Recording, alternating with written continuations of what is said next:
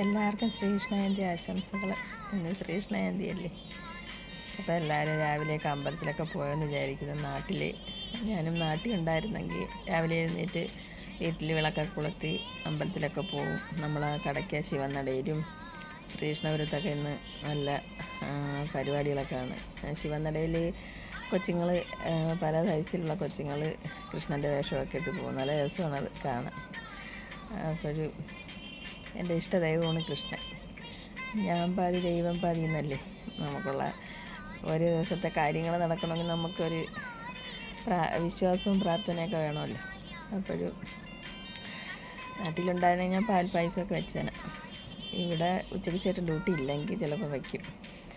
പിന്നെ നമുക്ക് ദിവസേന രാവിലെ എഴുന്നേറ്റ് ജോലിക്കൊക്കെ പോകാൻ കൈക്കും കാലിനൊക്കെ ആരോഗ്യം ഉണ്ടെങ്കിലല്ലേ നമുക്ക് ജോലി ചെയ്യാൻ പറ്റത്തുള്ളൂ. സമ്പത്തിനേക്കാൾ വലുത് നമുക്ക് ശരീരത്തിന് വേറെ കുഴപ്പമൊന്നും ഇല്ലാതിരിക്കുന്നതല്ലേ. ആരോഗ്യമുള്ളതല്ലേ ഏറ്റവും വലിയ സമ്പത്ത്.